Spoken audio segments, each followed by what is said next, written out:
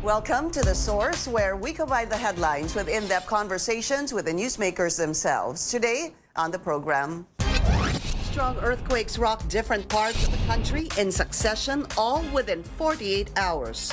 Bigla sang may sumabog, yun, bumagsak na yung malakas na tubig. Takbuhan kami. Kinabahan ako, kala ko tutumba yung building eh. The tremors felt in Zambales, eastern Samar, and nearby provinces. Nakita ko, bumabaksak na yung kampanaryo. Malakas. Devastation and hundreds of aftershocks have been recorded. They had to cut off the legs of one. And experts rushing to investigate if these quakes are connected. We are looking into it kung ano yung ibig sabihin nitong maraming events na nangyari. Whether they are connected, we still cannot say. What do these consecutive quakes mean, and how should we prepare for the so-called big one? UP NOAA Executive Director Mahar Lagmay and Structural Engineer Ronaldo Ison join us in the program.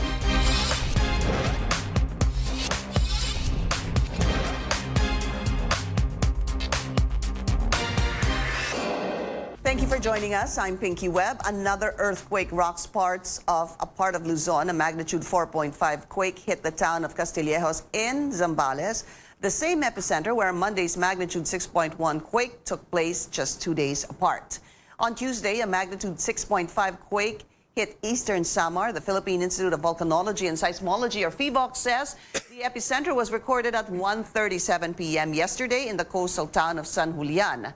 The quake was felt in nearby towns and provinces, even as far as Bacolod City in Negros Occidental, the Bicol region, and Surigao del Sur in Mindanao. However, PHIVOLCS clarifies the two tremors are not related, and the first quake did not trigger the second. It also reiterates there's no way to predict the occurrence of quakes. So is this an unusual chain of events or plain coincidence? What should be done when a stronger quake or the so-called big one strikes? Let's go straight to the sources of the story. We have University of the Philippines Resiliency Institute and NOAA Executive Director Mahar Lagmay and Structural Engineer Ronaldo Ison with us today. Thank you both for being with us. Welcome to the show. Morning, Mahar, Pinky. Morning, good to see Pinky. you again, Good to see engineer. you. It's so hard for me to say that, structural. Structural. Yeah. So much to talk about. 3 consecutive earthquakes today. Again in Castillejos. Yesterday in San Julian in eastern Samar. Monday in Castillejos in Zambales. Is this unusual? Well, to me, I don't think it is because there are earthquakes that happen all the time. There are big earthquakes and there are small earthquakes. The smaller earthquakes happen more frequently, and the bigger earthquakes happen less frequently. But there are always earthquakes happening all over the world. In the Philippines or somewhere in Asia, probably, there's an earthquake happening now that we just don't feel it. Yeah, but the instruments feel it. But nonetheless, if you have a Monday, Zambales, Castillejos, Tuesday, Eastern Samar, and Wednesday again in Castillejos, how would you describe that? Because is that a cause for alarm? What is happening? Well, the one that happened in Zambales, if it's happening, or if it happened along the same fault, then this could be an aftershock of the April 22 magnitude 6.1 event. The one in Samar is a different one because it may have happened from a different fault, because faults are the ones that generate the earthquakes. When they move, they generate and explode, release the energy, and makes the ground roll. And that's what we feel as an earthquake. What makes a fault move? Because the earth is alive. The outer shell of the earth keeps on moving in different directions. And when they collide, they build up pressure. And the pressure normally is retained along the faults, or in Tagalog, siwang, no? Mga bitak sa lupa. So they accumulate energy there.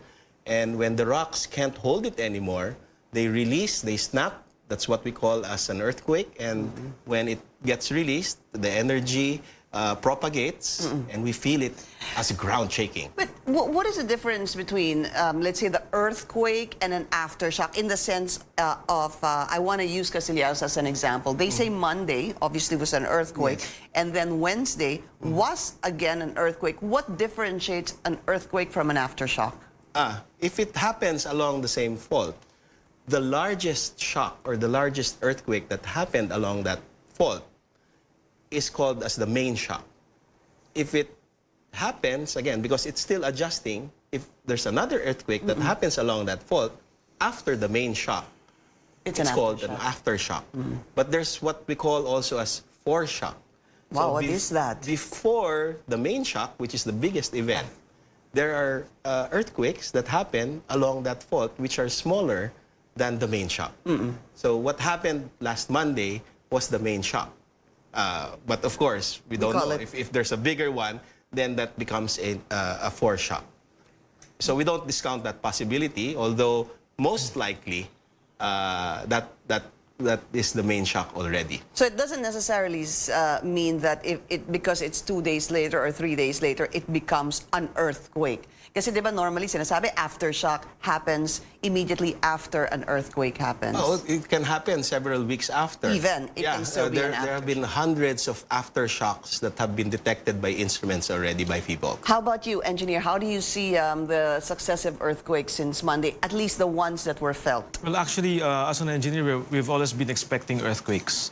So we are designing structures so that these structures will be able to carry all those earthquakes. Yeah. So the Monday earthquake to us would be a quite less strong earthquake because we are expecting a bigger earthquake. Our code is designed for a magnitude 7+ earthquake, and this is just magnitude 6.1. Wow. So I'm not very worried about most of the structures around Metro Manila and the Philippines if they follow the building code. That's the problem. Yeah, if the building code is followed, because we can go straight to what is happening right now in the supermarket over there in Porac, Pampanga. Yes. It's 4 floors. You know, Director Solidum was saying that posible kasi the question is, why that establishment only? Why was that the one hardest hit by the earthquake? Yeah, correct. That's one of the indications. So if you have the earthquake is felt by all of the structures around the vicinity, and then you suddenly find this single building collapsing. Yeah. So there's a question. There's a big question. Why would this building collapse despite that there are other buildings close to it that did not collapse? Engineer, would let's say the age of the building matter? If it's 50 years old, but it followed the building code, would it matter compared to a newer building that also followed the building code? Yes, it does. No, you have to maintain an old building, so you have to check it regularly, and then you have to update it with the present code because our code changes. It becomes more stringent. There are requirements for certain things to make your building stronger. So even if most buildings, even if it follows the building code, you have to check it regularly if it's complying, aside from the proper maintenance of the building. But how do you go about a maintenance of the building? I mean, you're talking about structures that we probably don't see anymore, the residents. Yes. Obviously, it's something engineers would be experts on. Correct. How do you actually check foundations, especially the core of foundations, if there are cracks inside? Actually, one of the we can do regular inspections. Even the building owners or the building administrators can look around the building. One of the indicators, for example, is foundation. If you see subsidence when your building seems to sink, you have cracks on your floors. Those are some indicators that you can look into. So through the years. But you're talking about cracks on the floor. Where? On the first floor? On the ground floor. If you're talking about foundation, if you're talking about the main structural system, you're looking at cracks on the columns, the walls, and the beams. Especially the exterior, no? Yeah. Interior and exterior would be the same. Yeah. I would like to use where I live as an example. Right after the earthquake, somebody came in to actually check on all our walls to see if there were actual cracks on the wall. So can we go back to the situation in the supermarket? So questionable na yon. First of all, bakit siya bumagsak? Sabi nga nila, it was almost a pancake. Ganun na ano nila, pancake type. 4 floors. and then it was reduced to 1 floor. Yeah. And I heard that that building was built in 2014. The one beside it was in 2010. So, ibig sabihin, mas bago pa siya. It's a younger mas building. bata pa it's a younger building Well, than if the one what they beside told it. me was correct. Right. You know, again, let me just bring back my conversation with Director Salidum. Sabi nga niya, it's a question on also, and you know what, possibly panels, sabi nila, pag kulang pala ang foundations or panels, is it more susceptible or prone to collapsing? Actually, no. It's basically the whole system. You have to have good columns, good beams, good foundation. What is the difference between a column and a beam? The beam would be the horizontal, and then the column would be the vertical, Okay. and then the foundation would be everything below the ground. So, if your building, when you design the building, you do it as a system. So you cannot just design a good column and then forget about the beams and the foundation. Yeah. So all these things come together to make a good structure. Those are the three things that matter most? Beam, column, Beams, and foundation? columns, and then for taller buildings, you have walls. You have shear walls. Wow. So for this building, it's just a 4-story structure. So most likely, it's just made up of beam, columns, and the foundation. Yeah. And, And the slabs, yeah. In the slab. why more? What? Another thing that they have to consider is loading. Loading? Loading, yes. For example, this building, as I've heard, it's a supermarket. Yes. So when we design buildings, we also identify what type of loading it will be used. What do you mean by that? What is loading? Because, Capacity of people? Capacity of people, capacity of goods, capacity of equipment. So if you have like this is a studio, so you have less people, so you have less load. A supermarket would have heavy loads. Yeah, because of the goods that are stored inside a supermarket. And an earthquake would hit most when you have a heavy mass. So the heavier you are, the stronger the earthquake that will go to your building. Mas mabigat ang building Mas mo, mabigat ang mas building, apektado ka? mas maraming earthquake force na papasok. Really? Yeah. Why is that? Because it's the force, actually it's physics. So you have, this is what you call force is equal to mass times acceleration. Pwedeng can you try to explain that to me very basic? Sabi mo Yeah. kasi pag mabigat ang load mo, wherever you are, your house, building, Yes. wherever you are, pag mas mabigat ang load, ibig sabihin mas matindi ang earthquake. Mas matindi ang earthquake. Oh, kasi pagka mabigat yung object and then you push it, you oscillate it by a certain acceleration, mas malaki yung force na na-generate nun. All right. Kaya with that supermarket, probably Kaya malakas. malaki din yung force kasi it's heavy. Yeah. I would have thought actually... Maraming laman. I would have thought actually possibly the opposite. I'm thinking of the opposite of that too, but we'll talk about that after the break. This is The Source on CNN Philippines coming up. High-rise or low-rise, which building is safer during an earthquake? Professor Mahar Lagmayan, engineer Ronaldo Ison will still be with us after the break.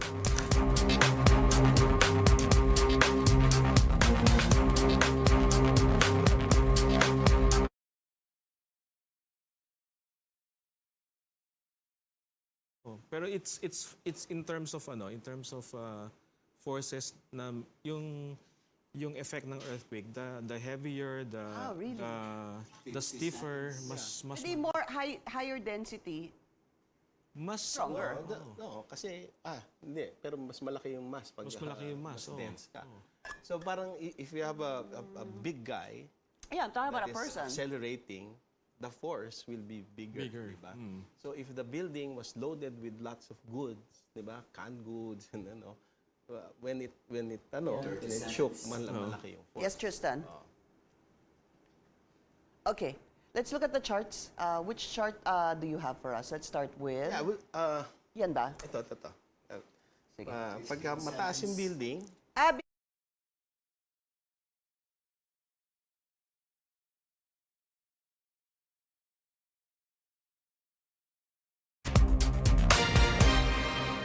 Yeah.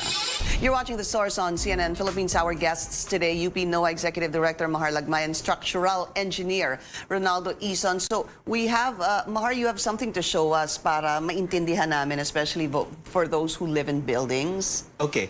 Yeah, I just saw the intro before this second segment, and there was a question about High rise? high rise or low rise. Yeah. It would depend actually on the distance from the earthquake.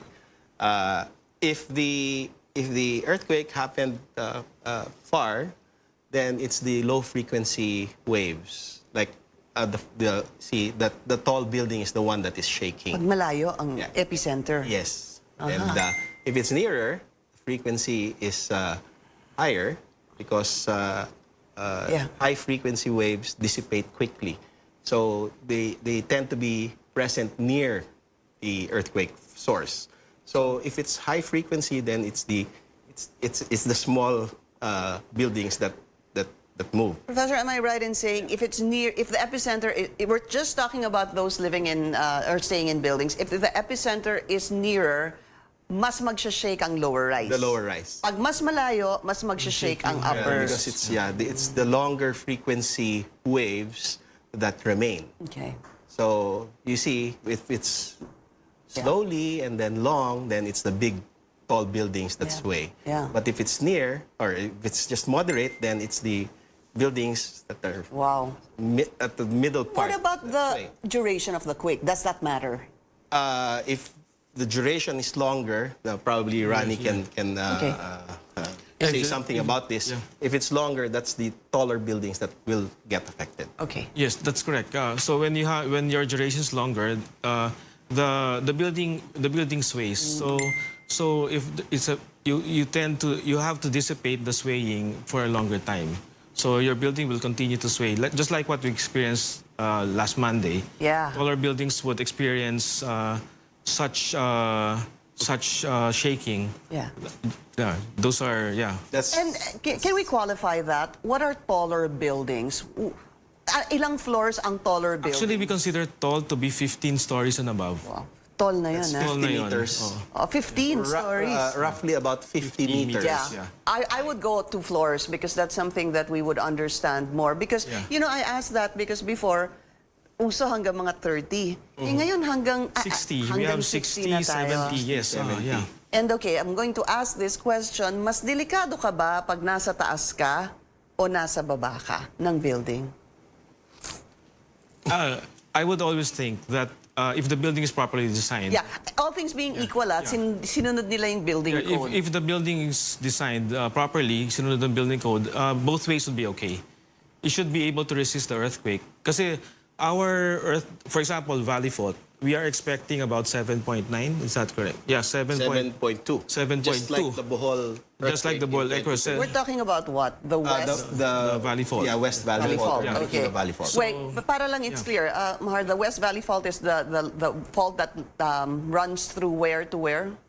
It goes all the way from Angat, then down to Quezon City, near La Vista, and then down to Pasig, and then to the Green Meadows area, White Plains, then it goes to Taguig, all the way to, I think, near Tagaytay, Mount Sungay. This is West Valley Fault. Yes, Tama? that's the West Ang dami kasing faults hindi ba? So Okay. this is one of the more principal faults that we're looking into.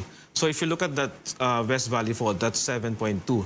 Our code allows us or gives us that strength of 7 to 8.4 magnitude. Really? So if your building is designed to that to the code, then for those earthquakes, the intention of the code is for the building not to collapse. So if your building is properly designed, the building should not be collapsing. That's why earlier I was saying, Mahar is saying that if the earthquake is just 10 seconds to about a minute.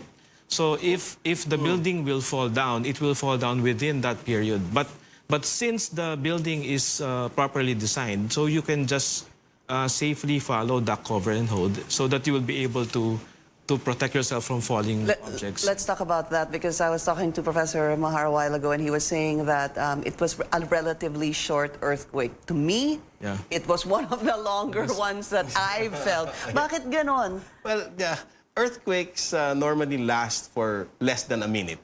The one that happened last Monday was about 10 to 20 seconds. And then It was not 10.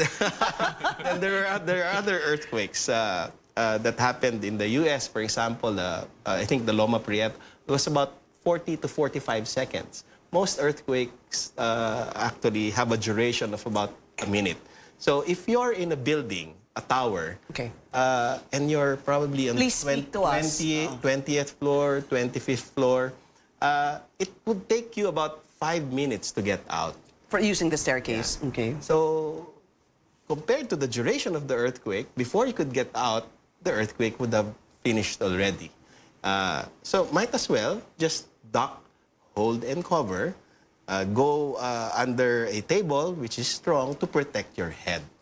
And then, after the earthquake, which is just less than a minute, then you can go out calmly and then go out into the open field. Let's remember that nobody dies from an earthquake per se.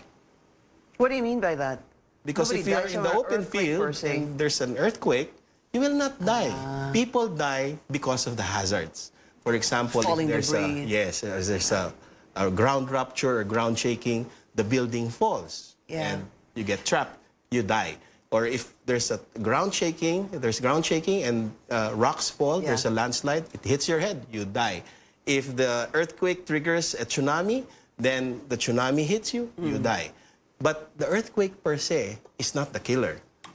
I What don't know. kills Yeah, are the hazards. That's very. You're being very technical about that. But the cause is the earthquake of falling debris or this your floor being torn apart. Yeah, and you. Because it's human nature, I guess, that we run. No, and that's something we need to keep in mind. What Professor Mahar is saying, that if it's less than a minute, you're better off protecting yourself where you are, Right. rather than running down the staircase like I did. Increase the risk of getting an object fall on your head. Then help us understand this, both gentlemen. Kasi syempre, siguro yung ibang tao would rather run down than be trapped if The building collapses. the building collapses. Yeah. Help us, understand the situation like that, or a mindset of that sort. Yes, as I've said, no, in building terms, no, we design buildings such that for this ground shaking, so your columns, as I've said, your columns, your beams should remain intact. The building structure should remain upright, and then should not be collapsing one way or should not, another. huh? It should not be collapsing. So the worst case that could happen is some walls which are non-structural that may be falling down. But with our present technology now in building construction, most of these walls are properly secured to your beams and columns. Yeah, but what if it's an old building that followed the building code? Rani just mentioned technology. Yes. There's a part of the building code, actually, which was reiterated by Secretary Singson then back in 2010. DPWH. DPWH, requiring all towers to have a seismometer, or it's called as an accelerometer. And after the earthquake, there were accelerometers that were installed in many of the buildings, more than 100 buildings. What is it called again? Accelerometers. Accelerometers. Okay. And if we can show it on Sige. screen. Before we go on a break, let's show that. Yeah, if you can show it on screen, there you are. According to the implementing rules and regulations, accelerometers need to be installed at the base, There. the middle part, and the top part. And Yan. they should be interconnected with common startup and timing. So what happened was that after the earthquake, we were able to record the swaying of the towers.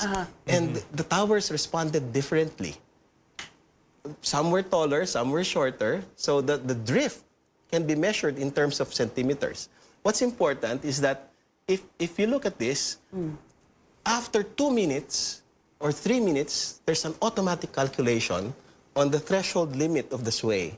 And if it does not exceed that, a certain percentage only, then the building administrators can say immediately, they have basis to say that the threshold was not met and therefore you can enter. For business continuity, because there were a lot of people. Yeah.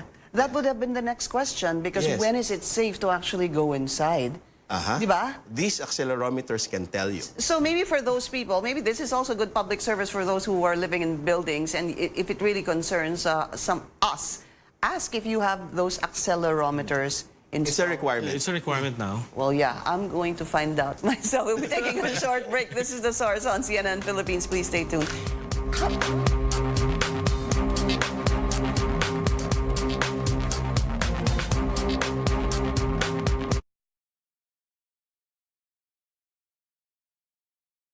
It's quite small. See. Yes, quite small, but very Yes. expensive because they're precision instruments.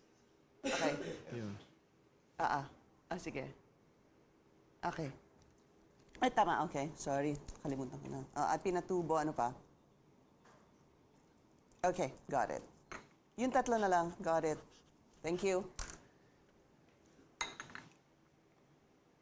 You know, I have a solid 8-seater.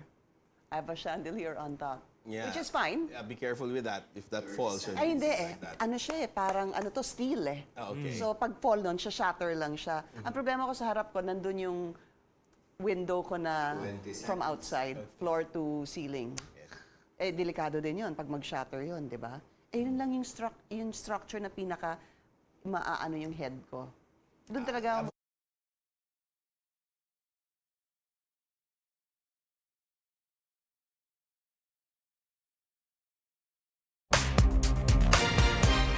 You're watching The Source on CNN Philippines. Our guest today, UP NOAA Executive Director Mahar Lagmay, and Structural Engineer Ronaldo Ison. Mount Pinatubo, is that something we should be worried about?